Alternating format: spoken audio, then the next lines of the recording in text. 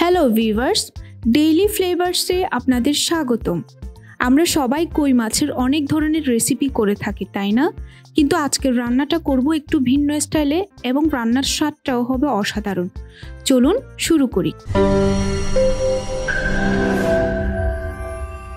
প্রথমেই আমি একটা মশলা বানিয়ে নিচ্ছি।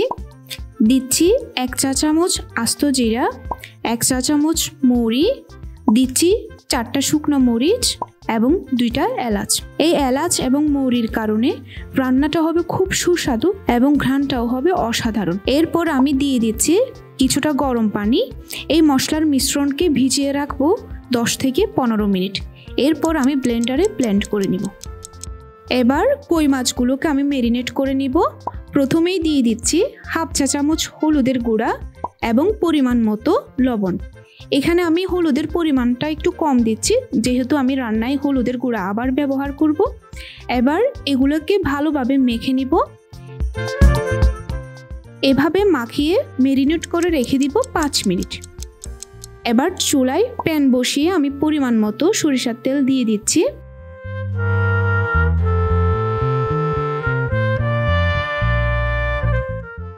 তেলটা গরম হয়ে গেলে আমি একে একে কই মাছগুলো ভাজার জন্য দিয়ে দিচ্ছি।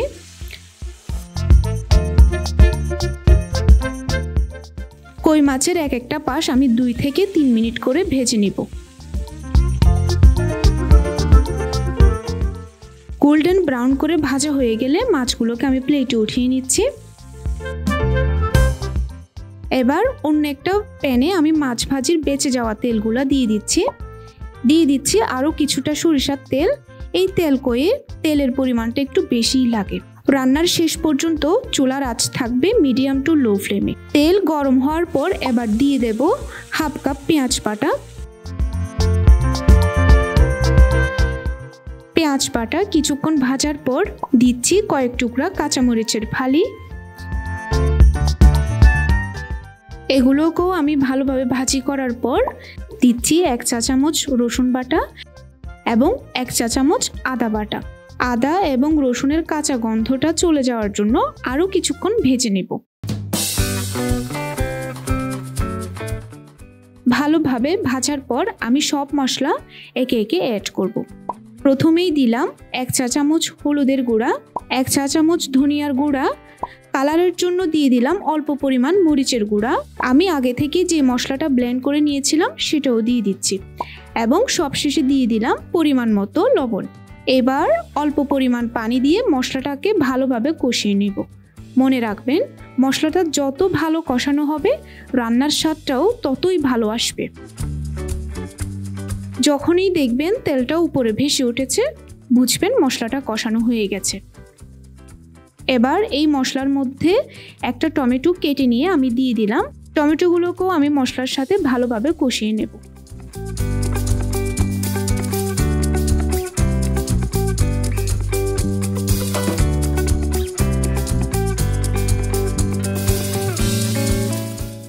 কষিয়ে নেওয়ার পর আমি দিয়ে দিচ্ছি 1.5 কাপ পানি। যেহেতু আমি তেল কই রান্না করব এবং গ্রেভিটা থাকবে মাখো মাখো, তাই আমি পানির পরিমাণটাই এতটুকুই দিলাম। আপনাদের যদি গ্রেভিটা আরও পাতলা রাখার ইচ্ছা থাকে তাহলে আপনারা পানির পরিমাণটা আর একটু বাড়িয়ে দিতে পারেন।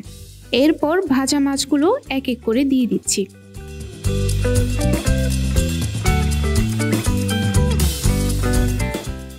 এবার আমি ঢাকনা দিয়ে দিচ্ছি। কিছুক্ষণ পর আমি মাছগুলো উল্টিয়ে দেব, যেন মশলাটা মাছের ভেতর ভালোভাবে ঢুকে।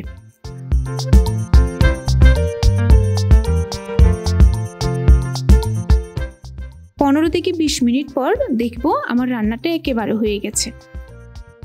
সব শেষে আমি দিয়ে দিচ্ছি ধনেপাতা কুচি।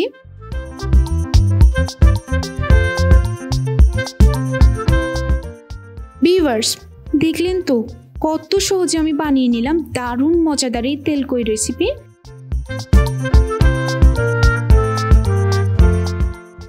দেখতেও যেমন ইয়াম্মি লাগছে এবং এটি গরম গরম ভাতের সাথেও খেতে লাগে অসাধারণ।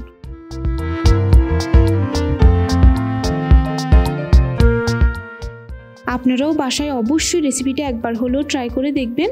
আশা করছি নিরাশ হবেন না। দেখা হচ্ছে পরবর্তী কোনো রেসিপিতে। তো ভিউয়ার্স, আমার রেসিপিটি ভালো লাগলে লাইক, কমেন্ট, শেয়ার করতে ভুলবেন না। আমার চ্যানেলটিকে সাবস্ক্রাইব করে রাখুন এবং পাশে থাকা বেল আইকনটি ক্লিক করে রাখুন নতুন ভিডিওর নোটিফিকেশন পাওয়ার জন্য। ধন্যবাদ।